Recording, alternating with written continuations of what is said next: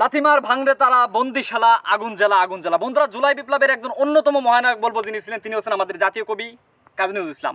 বিশেষ করে তার অবদান কোনোভাবে ভোলার মতো নয়। বিশেষ করে 1947 সালের ব্রিটিশ বিরোধী আন্দোলন থেকে শুরু করে মহান মুক্তিযুদ্ধ, একই সাথে ভাষা আন্দোলনেও কিন্তু তার যে আগুন জ্বলা যে একটা উক্তি, বিশেষ করে তার যে লিখনী, সেটা আমাদের সত্যি বিমোহিত করেছে।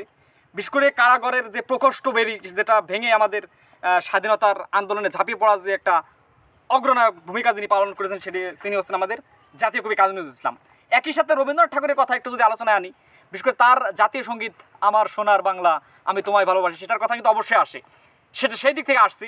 বিশেষ করে কাজী নজরুল ইসলামের কথা কিন্তু বর্তমানে খুবই আলোচিত হচ্ছে। বৈষম্য বিরোধী ছাত্র আন্দোলনের একজন অগ্রগামী পথিক। বিশেষ করে তিনি আমাদের মাঝে না থেকেও কিন্তু আছেন এবং আজীবন থাকবেন। আমাদের জাতীয় কবির যে একটা ভূমিকা, সেটা সত্যি অনস্বীকার্য।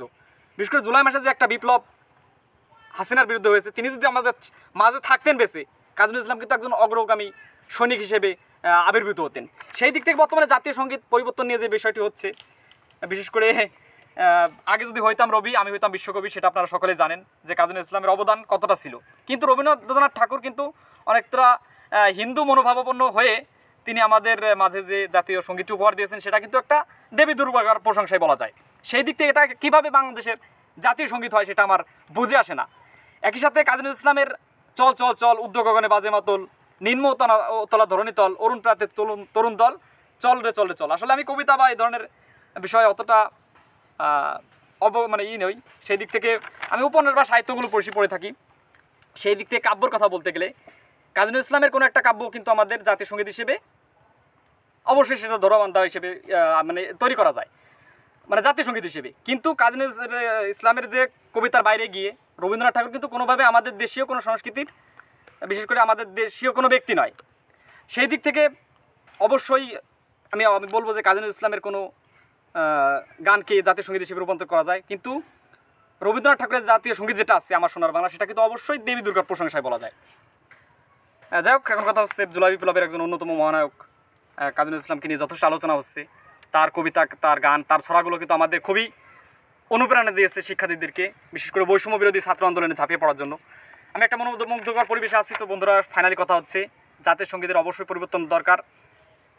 বিশেষ করে বঙ্গভঙ্গ যে রথ, সেটা বন্ধ করার জন্য কিন্তু রবীন্দ্রনাথ ঠাকুর এই জাতীয় সঙ্গীতটি আমাদের উপহার দিয়েছিলেন, যেটা নিয়ে বর্তমানে তুমুল বিতর্ক হচ্ছে।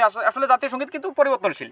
আমরা আফগানিস্তান সহ উপমহাদেশে নেপালেও কিন্তু জাতীয় সঙ্গীত পরিবর্তন হয়েছে। সে হিসেবে বাংলাদেশে জাতীয় সঙ্গীত পরিবর্তন হয়ে কাজী নজরুল ইসলামের কোনো হুঙ্কার ধর্মী কোনো একটা বিশেষ কবিতা অবশ্যই আমাদেরকে গান আকারে অবশ্যই দিয়ে সেটা তুলে ধরা যায়। যাক, সবাই ভালো থাকবেন, সুস্থ থাকবেন। প্রচণ্ড ঘেমে যাচ্ছি ভাদ্র মাসের এই গরমের দিনে। সবাই ভালো থাকবেন, সুস্থ থাকবেন। আপনাদের সাথে দেখা হচ্ছে নতুন আরেকটি পর্বে।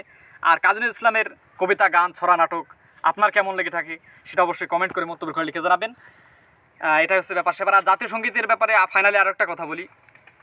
বিশেষ করে বাংলাদেশে কিন্তু দারুণ দেশত্ববোধক গান আছে, সেগুলো একটা অবশ্যই দেওয়া যায়। আর আমার সোনার বাংলা এটা কীভাবে জাতীয় সঙ্গীত হয়, এটা আমার বুঝে আসে না। সেখানে তিনি বঙ্গভঙ্গ রদের ব্যাপারে এটা তৈরি করেছিলেন, এটা আপনারা সকলেই জানেন। আর এখানে আমার সোনার বাংলা আমি তোমায় ভালোবাসি, ওই যে মা বলে যেটাকে সম্বোধন করা হয়েছে, ওটা অবশ্যই দেবী দুর্গার প্রশংসা হিসেবে যারা আলেম ওলামা আছেন, বিজ্ঞজন আছেন। আর রবীন্দ্রনাথ ঠাকুর কিন্তু অবশ্যই আমাদের 47 যে ব্রিটিশ খেদা আন্দোলন, তার কোনো ভূমিকা ছিল না। সে ব্রিটিশের একজন পাঁচাটা গোলাম ছিলেন, এটা আপনারা সকলেই জানেন।